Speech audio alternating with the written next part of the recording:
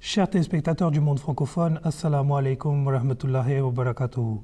Vous nous retrouvez pour votre rendez-vous hebdomadaire Horizon d'Islam sur MTA International. Je vous rappelle que vous pouvez nous suivre sur l'ensemble des réseaux sociaux, sur Twitter, sur Facebook. Vous pouvez également aller visiter notre chaîne YouTube et vous pouvez également vous rendre sur notre site internet www.islam-ahmadiyya.org. Les dernières émissions qui nous avaient occupés tournaient autour de ces thèmes qui étaient liés à l'islam et l'actualité que l'on pouvait vivre autour de cette religion. Et aujourd'hui et dans les émissions à venir, on va rester sur ces thèmes puisque l'enjeu de notre émission d'aujourd'hui va être de déterminer quelle relation a l'islam avec les autres religions. Au final, on essaiera de répondre à toujours ces critiques qui sont dirigées contre cette religion, contre cette belle religion, qui en fait est extérieure à toutes ces critiques, puisque finalement, lorsque l'on se plonge dans les textes et lorsque l'on regarde de plus près les enseignements coraniques, les magnifiques enseignements coraniques, on se rend compte qu'on est bien loin de tout ce que l'on peut voir aujourd'hui. Et pour parler de cela, j'ai avec moi deux personnes qui sont des habitués de notre émission. Tout d'abord, Monsieur Ataoul Kayoum, membre du bureau francophone. Assalamu alaikum. Et Monsieur Nabil Ahmed Mirza, qui a fini ses études à l'Institut de théologie de la communauté musulmane Ahmadiyya. Assalamu alaikum et bienvenue. On va peut-être entrer assez rapidement dans le vif du sujet, comme on a l'habitude de faire. L'islam enseigne que, apparemment, selon ce que l'on entend, en tout cas, ou selon ce que l'on peut percevoir aujourd'hui, c'est que l'islam dirait que toutes les autres religions seraient naturellement vouées à l'enfer ou seraient les damnés de la terre, on n'aurait pas le droit de pratiquer sa religion. Alors, Ataoul Kayoum Saheb, quelle est la réalité de ces rapports entre l'islam et les autres religions? Tout d'abord, assalamu alaikum wa rahmatullahi wa barakatuhu à tous nos téléspectateurs. Vous avez bien dit, vous avez bien introduit que dans votre introduction, vous avez dit qu'il faut retourner vers les textes. Et c'est très essentiel à tous nos amis musulmans et non musulmans que de revoir les textes du Coran et de ne pas se contenter de voir un morceau d'un verset pour tirer des conclusions hâtives. Il est important de voir le tout dans le contexte. Eh bien, on parle ici des non-musulmans, ou on parle aussi des autres religions. Quel est le rapport entre l'islam et les autres religions? Eh bien, il y a quelque chose de très particulier à ce sujet à l'égard de l'islam, c'est que l'islam est la seule religion qui a accepté l'authenticité de toutes les religions qui l'ont précédée. L'islam accepte l'authenticité du christianisme parce que l'islam, le Coran parle de Jésus-Christ. L'islam parle de l'authenticité du judaïsme et des autres religions. Donc, l'islam ne monopolise pas le salut. L'islam ne dit pas que seuls les musulmans, ceux qui ont suivi le saint prophète Mohammed, paix soit lui, après son avènement, seuls eux sont destinés au paradis et que tous les autres peuples qui l'ont précédé sont voués à l'enfer éternel et que tous les autres peuples qui vont venir après aussi sont voués à l'enfer éternel et que tous les autres adeptes des autres religions seront voués à l'enfer. L'islam, donc, tout d'abord, nous fait comprendre, le Saint-Coran nous fait comprendre que Dieu a toujours envoyé des prophètes parmi d'autres peuples. C'est quelque chose de très important à comprendre. Par exemple, Allah déclare dans le Saint-Coran, en s'adressant au Saint-Prophète Mohammed, paix soit lui, que وَلَقَدْ أَرْسَلْنَا رُسُلًا مِنْ قَبْلِكَ مِنْهُمْ مَنْ قَصَصْنَا عَلَيْكَ وَمِنْهُمْ مَنْ لَمْ نَقْصُصْ عَلَيْكَ. Nous avons envoyé avant toi, c'est-à-dire avant le Saint-Prophète Mohammed, paix soit lui, nous avons envoyé avant toi des prophètes. Certains de ces prophètes, nous en avons fait mention et d'autres, nous n'avons pas mentionné dans le Coran. Donc le Coran mentionne nombre de prophètes qui ont été envoyés parmi les Israélites. La majorité des prophètes qui sont mentionnés dans le Coran, ce sont des prophètes israélites. Il y a quelques prophètes non israélites qui sont mentionnés, mais le Coran nous fait comprendre que Dieu a toujours envoyé des prophètes et des prophètes qui sont venus prêcher le même message, des prophètes qui sont venus prêcher l'unicité de Dieu, des prophètes qui sont venus toujours prêcher l'amour pour son prochain. L'islam n'a fait que continuer ce message. Le saint prophète est venu parachever ce message, est venu nous faire comprendre l'universalité de l'humanité et l'unité de Dieu. Et nous voyons aussi que l'islam nous demande d'accepter tous ces prophètes, de respecter tous ces prophètes, de respecter Moïse, de respecter Jésus, de respecter Abraham, de respecter Joseph. Il y a un incident très important au cours de la vie du saint prophète Mohammed, paix soit lui. Il y avait eu une dispute entre un juif de Médine et un compagnon proche du saint prophète Mohammed, paix soit lui, Abu Bakr. Et la dispute, le sujet de la discorde, c'était qui était supérieur, était-ce Moïse ou était-ce Mohammed? Et, sallallahu alayhi wa sallam, et le juif insistait que voilà, c'est Moïse qui est supérieur. Et Abu Bakr disait que non, c'est le saint prophète Mohammed sallallahu alayhi wa sallam qui est supérieur. Eh bien, le juif était, je crois qu'il y a une dispute, on s'en est venu aux mains, le juif est parti se plaindre auprès du saint prophète Mohammed, paix soit lui. Et qu'a répondu le saint prophète Mohammed, paix soit lui? Qu'a-t-il répondu, lui, qui savait très bien qu'il était supérieur? Il a dit, la tufaddiluni ala Moussa, ne me déclare pas supérieur à Moïse. Tout simplement par respect pour l'autre personne, par respect pour ses croyances, pour ses sentiments. Donc voilà un peu ce que nous dit l'islam, sur le respect d'autrui, sur ces non-musulmans. Eh bien, on voit donc que toutes ces choses prouvent que l'islam ne dit pas donc que tous les non-musulmans sont voués à l'enfer.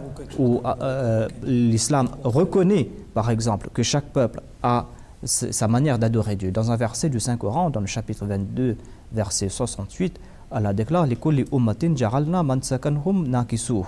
à chaque peuple, nous avons désigné des formes d'adoration qu'ils observent. Donc, à chaque peuple a reçu une forme d'adoration pour rendre culte à Dieu. Et il nous fait comprendre, le Saint-Coran, que tous ceux qui accomplissent de bonnes œuvres, ils seront récompensés. On peut dire que, voilà, on a parlé de ceux qui ont précédé l'islam, mais que dire de ceux qui sont venus après l'islam? Que dit l'islam à propos des juifs contemporains ou futurs? Eh bien, Allah déclare Inna alladhina amanu walladhina hadu wassabi'una wan nasara man amana billahi wal yawmil akhir wa amila salihan fala khawfun alayhim wa lahum yahzanun. Assurément, ceux qui ont cru, et les juifs et les sabéens, c'est-à-dire les autres peuples qui avaient une religion, une écriture, et les chrétiens, ceux qui croient en Allah et au jour dernier et font de bonnes œuvres, ces personnes seront vouées à l'enfer? Non. Eh bien, ces personnes n'ont rien à craindre et ne seront pas affligées. C'est-à-dire que si ces personnes accomplissent de bonnes œuvres, si ces personnes sont sincères à leur foi, si ces personnes font de bonnes œuvres, croient en Dieu et en l'au-delà, eh bien, ces personnes n'auront rien à craindre concernant l'au-delà. S'ils seront châtiés ou pas, leur cas reste entre les mains de Dieu. Mais que dire aussi de ceux l'islam existe, mais que dire de ceux qui ne connaissent pas l'islam? Par exemple, des gens qui n'ont jamais connu, qui n'ont jamais entendu parler de l'islam. Est-ce que ces gens sont voués à l'enfer? Eh bien non, non plus. Parce que si ces gens, c'est des gens qui faisaient de bonnes œuvres, qui sont des personnes innocentes, qui n'ont jamais reçu le message de l'islam véritable, qui n'ont jamais pu méditer sur ce message, eh bien leur cas est entre les mains de Dieu. Cependant, Allah déclare Al-yawma akmaltu lakum dinakum wa atmamtu alaykum ni'mati wa raditu lakum al-islam ad-dina. C'est-à-dire l'islam, c'est vrai que la religion finale c'est l'islam. Si on a reçu ce message, eh bien c'est bien, parce que Allah déclare aussi que la vérité c'est distinguer du mensonge. Donc si on a reçu le message authentique de l'islam, qu'on a pu réfléchir dessus, eh bien, la vérité, c'est distinguer du mensonge. On peut l'accepter ou pas, on peut le rejeter ou pas. Mais cela dépend de Dieu. En tout cas, c'est Dieu qui jugera les hommes. Nous n'avons pas le droit, nous, de juger les hommes, de dire que telle personne est vouée à l'enfer ou pas. Parce qu'on n'a même pas de garantie, nous, en tant que musulmans, qu'on ne sera pas jeté en enfer.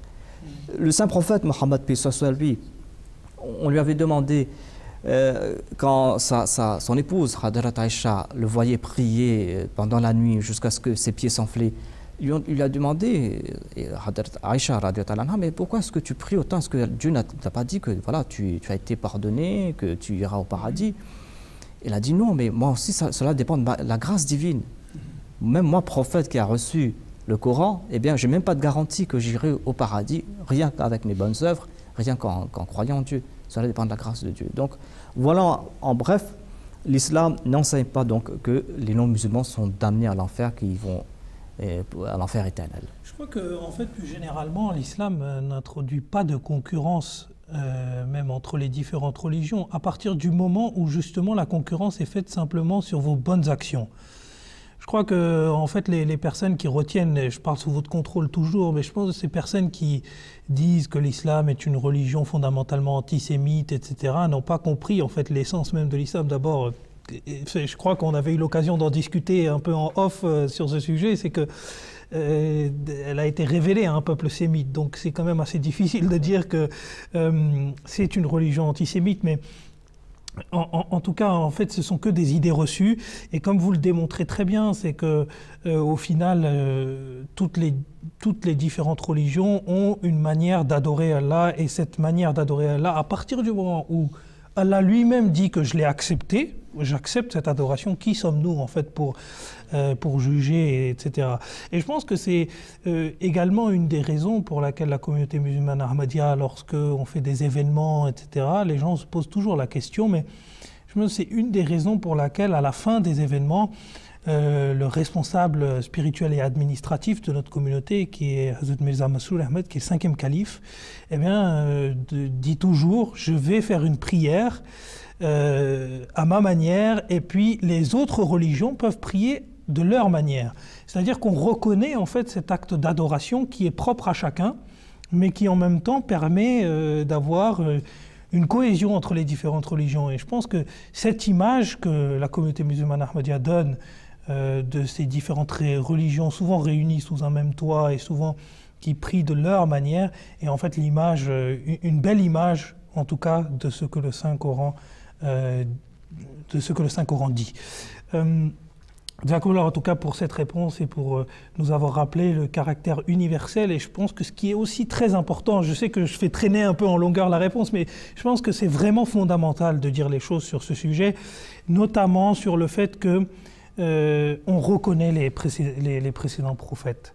Parce que constamment, avec ce qui se passe dans l'actualité internationale, on aurait tendance à dire que l'islam, c'est une religion qui persécute les chrétiens d'Orient ou quoi que ce soit. On voit que, en fait, on ne peut pas tenir un tel propos lorsqu'on a vraiment lu le Coran, puisqu'on reconnaît même ces prophètes, et on reconnaît les prophètes du judaïsme, du christianisme et encore d'autres mouvances, puisque il y a eu beaucoup de développement sur le sujet. Il y a beaucoup de prophètes qui sont reconnus dans l'islam. Je voudrais aussi ajouter, vous avez très bien dit de parler de l'actualité, parce qu'on voit par exemple que les musulmans sont en train de persécuter les chrétiens ici et là, des autres peuples pour leur foi, en raison de leur appartenance religieuse. Eh bien, tout cela est contraire à la pratique du saint prophète Mohammed sallallahu alayhi wa sallam.